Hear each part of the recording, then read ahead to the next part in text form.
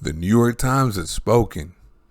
I don't always believe them, but if you look at the sequence of things, they're on point on this article. So Davis is not under any threat to lose the Raiders. Not that I ever thought that was the case. We already knew about a lot of this stuff. The heading says the disarray and Stone Age dysfunction of the Las Vegas Raiders. Okay, great. Who didn't know the Raiders were more like a mom and pop shop than a corporation? Who didn't know they were behind the times and dysfunctional? Mark Davis had a whole lot to learn about the franchise he inherited before he can do anything about it, though. The franchise didn't just become dysfunctional when he inherited it. It was dysfunctional in the last 9 years of Al Davis's life. The football facilities and business facilities were outdated. That's why they've had only 2 winning seasons since 2002. Davis got the football facilities right as soon as he got to Vegas. Then after a swing and miss with John Gruden, he finally has the right coaching and management team running the football side of things. Now he just needs to finish his spring cleaning and take care of the business side. The New York Times article spoke of how he wasn't around much in the past and only last year started to take a closer look at things. And as you know, he started that spring cleaning with team president Mark Bedane, who resigned after Davis found quote-unquote accounting irregularities. It says here in the article, Mark Davis, son of Al Davis, is now the principal owner. In the years he took the bold step of moving the team to Las Vegas, he was mostly hands-off and left the day-to-day running of the club to his trusted lieutenants.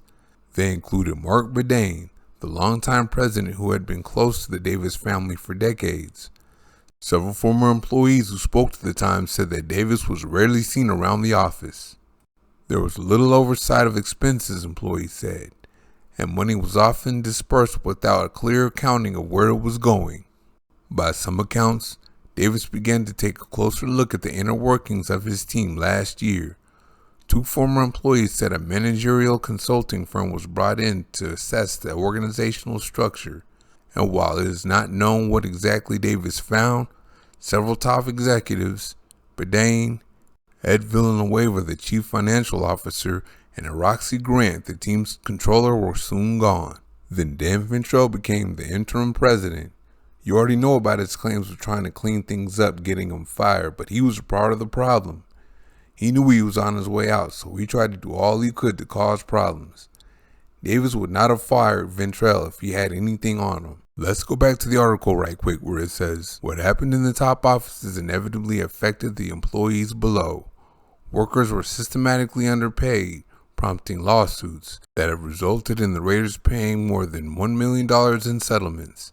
In 2017, the Raiders settled a lawsuit with dozens of former cheerleaders who accused the team of paying them less than minimum wage during the 2010 through 2013 seasons. The team paid $1.25 million to the women to pay them the equivalent of minimum wage and to cover their out-of-pocket expenses. Cheerleaders were not the only employees treated poorly. Adams, who started in the Human Resources Department in 2016, said she was told to create job descriptions that would make it impossible for employees to file for overtime even though workers could log 12 or more hours during game days, training camp, and other busy periods. Adams said that she told her boss that skirting overtime was illegal. Her boss agreed, but said Ventrell wanted it done. You see that? Ventrell wanted it done. So he was a part of the same shadiness that Bedane and all the rest of them were a part of. And that's why he got his butt fired. Last time I did a video on this subject, I made a mistake, saying the NFL is coming for him.